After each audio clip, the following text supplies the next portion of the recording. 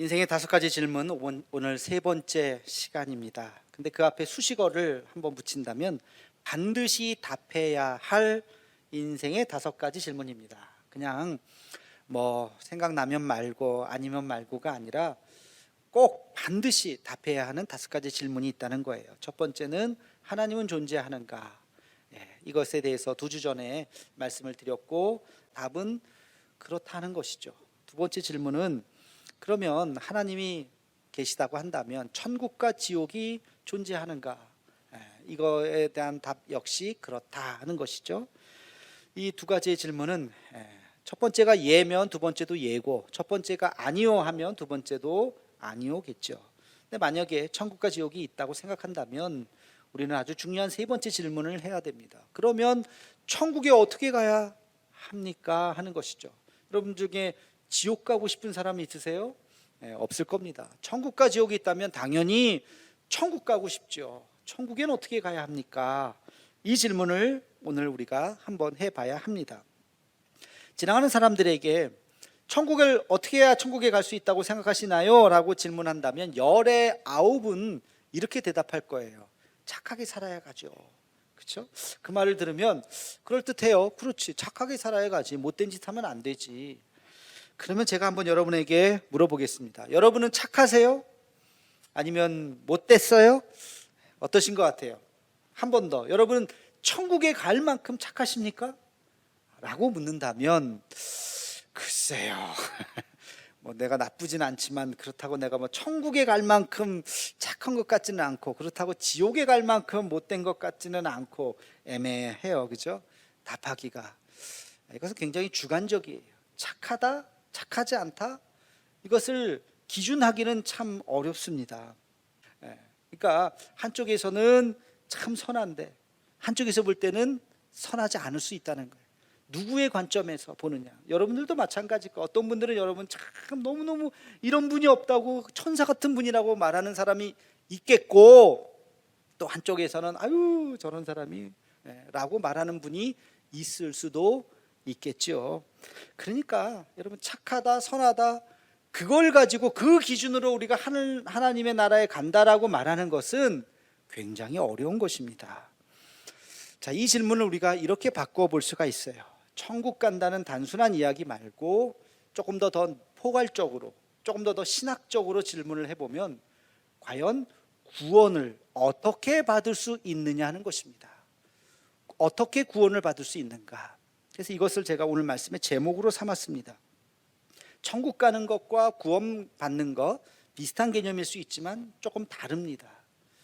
구원 받는다고 하는 것은 천국 가는 것을 포함하는 거예요. 천국 가는 것은 구원 받는 거예요. 그러나 천국 가는 것만 구원이라고 말하지 않습니다. 구원은 이 세상에서 살면서 우리가 얻을 수 있는 것이 바로 포괄적으로 구원인 것입니다. 이 세상에 살면서 우리에게 있는 수많은 짐이 다 내려놓게 되는 것, 마음의 자유함을 얻는 것, 이것이 구원의 큰 의미인 것입니다. 인간에게는 3가지의 짐이 있어요. 첫 번째 짐은 죽음의 짐이에요. 여러분, 우리는 다 죽는다는 사실 앞에 근원적인 두려움이 있습니다. 두 번째는 고통의 짐이에요. 여러분, 살면서 고통이라고 하는 것을 떼어낼래야 떼어낼 수가 없습니다. 이건 나이랑 관계가 없어요. 젊은 친구들도 얼마나 인생에 고통이 있는지 몰라요. 심지어는 10대 아이들도 공부에 대한 큰 두려움과 그 고통 때문에 자살도 하는 친구들도 있잖아요. 3번째는 죄의 짐이 있습니다. 죄의 짐. 아무도 없을 때 혼자 두려워하는, 나만 알고 있는 죄라는 것이 있잖아요. 죄책감이 있잖아요. 그것이 우리를 억누르고 있죠. 꿈속에서도 나오기도 하고 죄의 짐이 있습니다. 이 3가지에서부터 완전히 벗어나는 것, 그것을 우리는 현재적 구원이라고 이야기합니다. 우리에게 미래적 구원이 있어요. 죽어서 천국 가는 거, 미래적 구원이에요. 그러나 그것만이 구원이 아니라 이 땅에 살아가면서 수많은 인생의 짐을 우리가 내려놓고 기쁨과 감사함과 평안함으로 살아가는 것을 우리는 구원이라고 이야기하는 것입니다. 그런데 인생의 그 짐을 벗어낼래야 벗어날 수가 없다는 것이 우리 인간의 문제인 것입니다. 우리 스스로는 이 문제를 해결할 수가 없습니다. 그래서 이 문제를 해결하기 위해서는 누군가가 도와주어야 합니다. 그런데 성경은 이야기하고 있습니다. 그 인간의 근본적인 문제를 해결해 주시는 분이 있는데 그분이 바로 예수님이라는 분이십니다. 예수님이라고 하는 분이 오셔서 인생의 모든 짐을 다 벗겨주셨고 우리를 자유케 해주셨고 천국에 대한 소망을 우리에게 주셨다는 것입니다. 그래서 예수님을 우리는 구원자라고 부르게 된다는 것이에요. 자, 여기서 우리는 아주 중요한 핵심적인 질문을 할 필요가 있어요. 그건 뭐냐면 예수님이 과연 누구인가 하는 것입니다. 자, 예수 그리스도가 누구이신가? 인간의 역사학자들에게 물어봤습니다. 인류 역사상 수많은 사람들이 있잖아요. 인류 역사상 가장 큰 영향력을 끼친 사람이 누구냐? 봤더니 인류가 바로 예수라는 분이에요. 그걸 어떻게 알 수 있느냐? 인간의 역사가 예수님을 중심으로 만들어졌다는 것입니다. 올해가 2021년 10월 달이죠. 2021이라는 숫자가 어디서 나왔어요? 2021년 전에는 뭐가 있었는데요?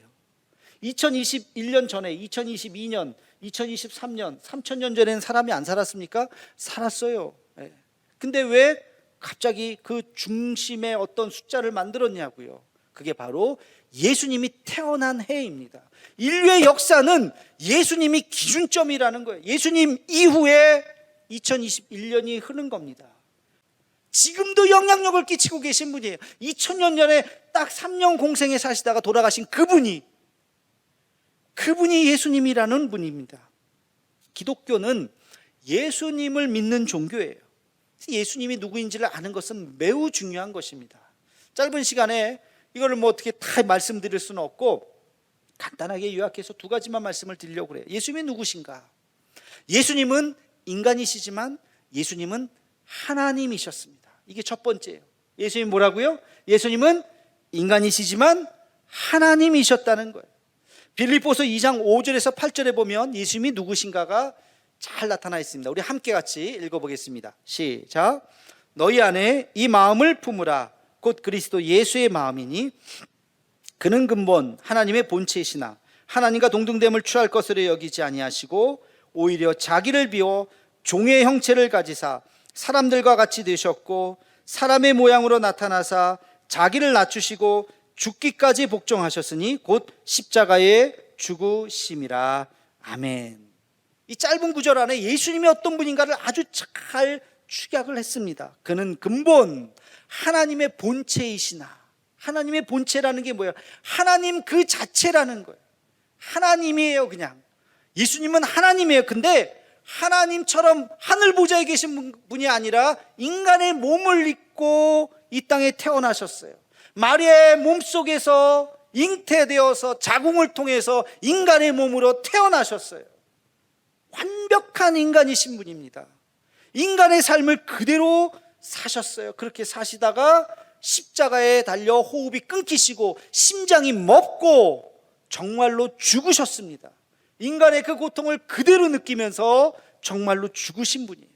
그러나 죽음으로 끝나는 것이 아니라 다시 사흘 만에 부활하셨어요. 죽음을 이기셨어요. 인간이 어떻게 죽음을 이길 수 있겠습니까? 그러나 그분은 하나님이셨기 때문에 완벽하게 죽으셨지만 완벽하게 다시 살아나신 분이십니다. 그래서 우리는 기독교에서는 하나님을 부를 때 성부 하나님, 또 인간의 몸을 가지고 이 땅에 오신 성자 예수님, 그분도 성자 하나님이라고 그러고, 그리고 우리에게 주신 지금도 우리 마음속에 있는 성령님, 성령 하나님, 이것을 삼위일체의 하나님이라고 이야기를 합니다. 그래서 예수님은 누구이신가? 예수님은 완벽한 인간이셨고 그러나 완벽한 하나님이셨다라고 하는 것을 우리는 잊어서는 안 될 것입니다. 하나님의 말씀이라고 하는 이 성경은 무슨 책이냐? 처음부터 끝까지 예수님에 대한 책이에요. 예수님이 누구이신가? 예수님이 무엇을 하셨는가? 그리고 예수님이 어떤 일을, 우리에게 어떤 말씀을 주셨는가? 성경은 예수님에 대한 말씀인 것입니다. 그래서 성경을 통해서 우리는 예수님이 누구인가를 알아야 하는 것입니다. 이것이 우리가 알아야 하는 예수님에 대한 첫 번째, 그분은 인간이시지만 하나님이셨구나 하는 것을 여러분 꼭 기억하시기를 주님의 이름으로 축원합니다. 자, 두 번째 우리가 기억해야 될 것이 있어요. 예수님은, 이것이 중요한 건데요, 예수님은 구원자이시라는 것입니다. 구원자. 마태복음 1장 21절에 보면 이런 말씀이 있습니다. 우리 함께 같이 읽겠습니다. 아들을 낳으리니 이름을 예수라 하라. 이는 그가 자기 백성을 그들의 죄에서 구원할 자이심이라 하니라. 아멘. 아들을 낳으리니 그 이름을 예수라 하라. 천사가 알려준 거예요. 딸인가 아들인가 옛날에는 낳아봐야 알았잖아요. 2000년 전에는 그러지 않았겠습니까? 지금은 뭐 다 알지만, 그래서 아들을 낳을 것인데 그 이름을 예수라 하라. 예수라는 뜻은 구원자라는 뜻이에요. 우리말로 번역하면 구원자. 이름을 구원자라고 지으세요. 그가 우리의 모든 죄를 구원할 분이십니다 라고 천사가 미리 알려준 것입니다. 구원자. 아까 제가 세 가지의 구원이 있어야 된다고 말씀을 드렸죠. 인간에게 근본적인 세 가지의 문제가 있다고 그랬습니다. 죽음의 문제, 고통의 문제, 죄의 문제입니다. 여기에서부터 예수님은 우리를 구원해 주신 분이십니다. 자, 한번 잘 들어보시기 바랍니다. 첫 번째, 죽음의 문제를 예수님은 어떻게 해결하셨는가? 예수님도 죽으셨어요. 인간이셨기 때문에 숨이 멎었다고요. 창이 옆구리를 찔려서 완전히 죽으셨어요. 장사까지 지냈습니다. 호흡이 끊겨서 사흘 동안 그 무덤에 계셨어요. 그런데 그분이 사흘째 되는 날 부활하셨습니다. 다시 살아나셨다고요. 죽음으로 인간은 끝이지만 죽지 않고 다시 살아난다고 하는 것을 예수님께서 보여주신 것입니다. 그래서 지금은 승천하셔서 하늘나라에 계시면서 먼저 내가 가 있노니 너희도 죽으면 여기에서 나와 함께 할 것이다 라고 말씀해 주고 계십니다. 여러분, 우리도 다 죽습니다. 죽지 않을 사람이 어디 있겠습니까? 여러분, 저도 죽고 여러분도 죽을 거예요. 언젠간 우리는 다 이 세상을 떠날 것입니다. 그러나 우리는 죽음으로써 끝나는 것이 아니라 먼저 가 계신 하늘나라, 저 하늘나라에 다시 우리는 부활해서 주님과 함께 같이 그곳에 계실 줄로 믿습니다. 여러분, 이것이 죽음의 문제를 해결하신 예수님의 방법이었어요. 우리가 예수님을 믿기만 하면 그래, 이 세상은 죽지, 언젠간 죽지, 호흡이 끊기지, 그러나 천국이 있고 그것에 주님께서 살아나셔서 부활하셔서 먼저 가 계시기 때문에 우리도 그곳에 간다는 이 사실을 여러분 잊으시면 안 돼요. 하늘 소망을 가지고 살아가는 우리가 되기를 주님의 이름으로 축원합니다. 자, 두 번째는 고통의 문제예요. 이 땅에 살면서 우리가 고통의 문제가 있다고 그랬어요. 예수님 당시도, 예수님이 이 땅에 살았을 당시도 수많은 사람들이 고통에 시달렸던 것입니다. 그 중에 많은 사람들이 병에 걸렸어요. 예수님이 만나는 사람들마다 예수님 하신 일이 뭐예요? 병자를 고쳐주셨어요. 다 고쳐주셨어요. 그 눈먼 자의 눈을 뜨게 하셨고, 혈루병 걸린 여인인데 그 피를 멈추게 하셨고, 심지어는 죽은 자들 살리셨잖아요. 굶주림에 있었던 사람들에게 먹을 것을 주셨고, 그리고 육체적인 질병뿐만 아니라 마음의 고통으로, 대인기피증으로, 우울증으로 사람을 만나지 못하는 여인을 만나셔서 그분의 마음을 치료해 주셨습니다. 예수님이 가는 곳마다 그런 치유의 역사가 일어났던 것입니다. 여러분, 이것은 오늘날도 마찬가지. 수많은 병과 마음의 짐과 수많은 우리가 고통 가운데 있지만 예수님을 만나면 예수님께서 우리의 영혼을 치유하시고 우리의 마음을 치유하시고 우리를 회복해 주실 줄로 믿습니다. 이것이 우리 마음의 수많은 고통의 짐을 내려놓는 주님의 방법이에요. 오늘도 살아계셔서 역사하시는 성령께서 우리 안에 오셔서 우리의 모든 삶을 변화시켜 주실 줄로 믿습니다. 이게 고통의 문제를 지금도 해결해 주시는 주님의 모습인 것입니다. 자, 세 번째, 죄의 문제.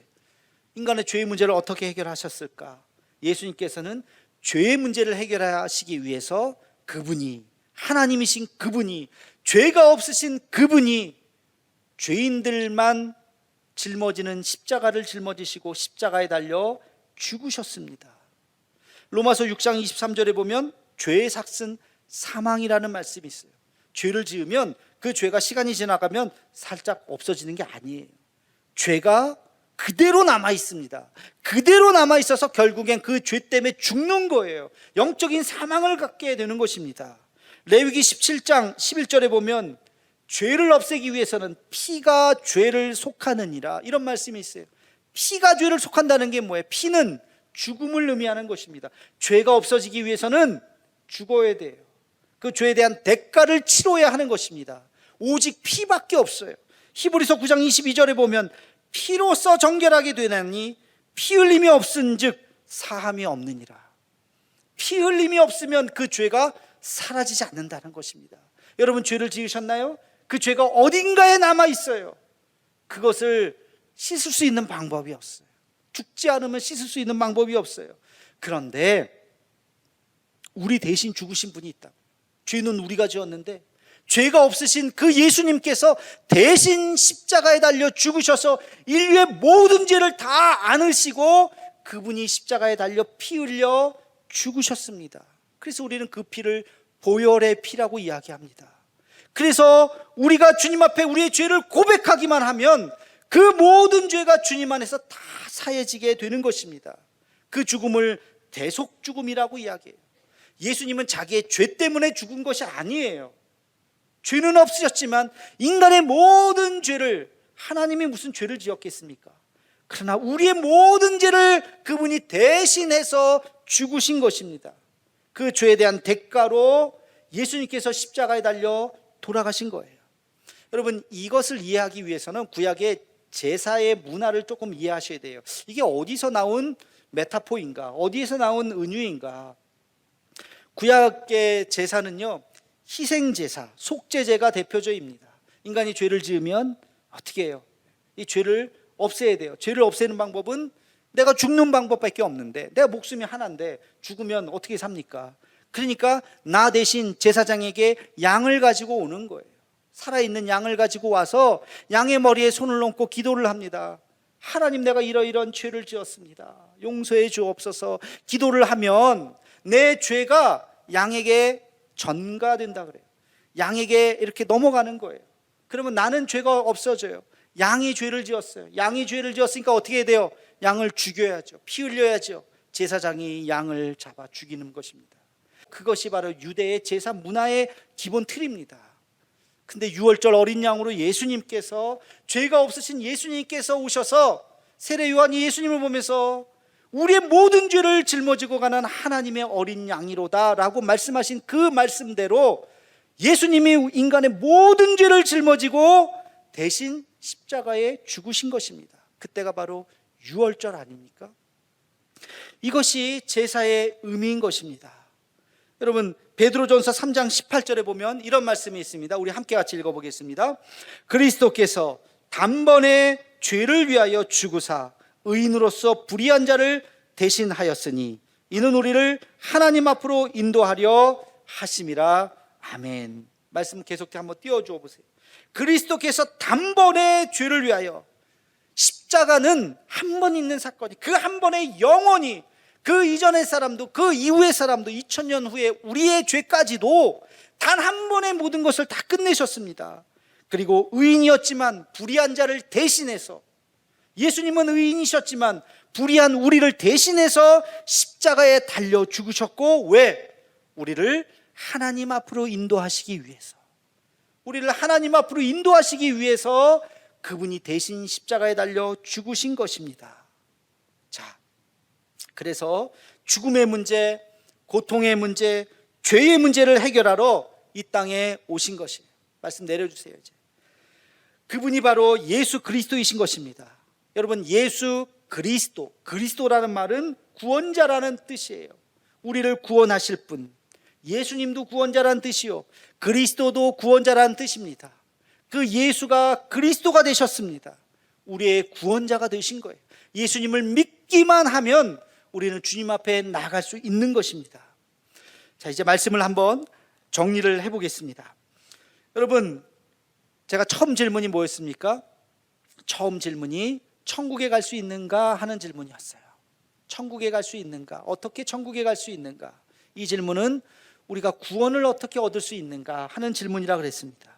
구원이라고 하는 것은 단순히 천국 가는 표를 한 장 얻는 것이 아니라 이 땅에 살아가면서 우리 인생에 짊어지고 있었던 세 가지의 짐들, 죽음의 짐, 고통의 짐, 죄의 짐을 다 해결해야 되는 것입니다.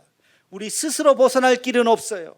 스스로 여기에서 이겨낼 수 있는 방법은 없습니다. 누군가가 벗겨주어야 하는데 그분이 바로 예수님이라는 분이십니다. 그분은 하나님이시요, 그 하나님께서 우리를 대신해서 십자가에 달려 죽으심으로 우리의 죽음의 짐, 고통의 짐, 죄의 짐을 다 해결하셨던 분이십니다. 여러분, 세계 종교를 한번 쭉 보세요. 종교의 창시자들이 자기가 하나님이라고 말한 사람이 있었던가? 없습니다. 이슬람의 마호메도, 불교의 석가도, 유교의 공자도, 세계 고등 종교의 그 창시자들 누구든지 다 자기가 인간이라고 그랬지 하나님이라고 말하지 않았어요. 유일하게 예수님만이 나는 하나님이라고 말씀하셨던 것입니다. 그 하나님께서 죽으셨지만 부활하셔서 사망 권세를 깨뜨리신 것입니다. 여러분, 착하게 살다가 천국 간다고요? 아니라고요. 착하게 살았어도 죄가 있으면 갈 수가 없는 것입니다. 여러분, 전 재산을 다 팔아서 선한 일을 한다 쳐도 그거랑 관계없이 여러분 속에 죄가 있다면 하늘나라 갈 수가 없는 거예요. 큰 죄를 지어도 예수님을 믿기만 하면, 그 십자가의 보혈로 여러분의 죄가 덮어지기만 하면 하늘나라에 갈 수 있는 것이요, 작은 죄라도 그 죄를 씻지 못하면 하나님 나라에 갈 수 없는 것입니다. 천국 가는 원리를 우리는 잘 기억해야 되는 것입니다. 요한일서 1장 9절 말씀을 함께 같이 읽겠습니다. 시작. 만일 우리가 우리 죄를 자백하면 그는 미쁘시고 의로우사 우리 죄를 사하시며 우리를 모든 불의에서 깨끗하게 하실 것이요. 아멘. 어떻게 하면 우리의 모든 죄를 사해 주신다고요? 우리 죄를 자백하면. 우리의 죄를 자백하면. 이 자백이 뭡니까? 이게 회개죠. 하나님 앞에 내 죄를 고백하면 주님께서 우리의 죄를 용서하시고 품어주시고 주의 자녀 삼으시고 우리 죄 없다 하시고 우리를 의인이라 칭하시고 천국 가는 그 순간 우리와 함께 하시고 이 땅에 사는 동안 우리가 하나님의 은혜의 복을 누리게 하실 줄로 믿습니다. 이 구원의 원리를 에베소서 2장 8절에서 9절은 이렇게 이야기하고 있습니다. 우리 함께 같이 읽겠습니다. 시작. 너희는 그 은혜에 의하여 믿음으로 말미암아 구원을 받았으니 이것은 너희에게서 난 것이 아니요 하나님의 선물이라. 행위에서 난 것이 아니니 이는 누구든지 자랑하지 못하게 함이라. 아멘. 행위에서 난 것이 아니라고요. 여러분의 삶을 목숨을 다 바친다고 해서 그것이 구원을 이루는 것이 아니라고요. 전 재산을 팔아도 소용없다고요. 행위에서 난 것이 아니요 무엇으로? 은혜에 의해서, 오직 하나님의 은혜에 의해서 내 믿음으로 그것을 아멘으로 받아들이면 구원이 임하는 것입니다. 이것은 하나님의 뭐라고요? 선물이라고요. 하나님이 주시는 선물인 것입니다. 은혜에 의해서만, 내가 믿음으로 아멘으로 받아들여서만 얻을 수 있는 선물인 것입니다. 이 자리에 초청해서 오신 분들, 하늘나라가 있습니다.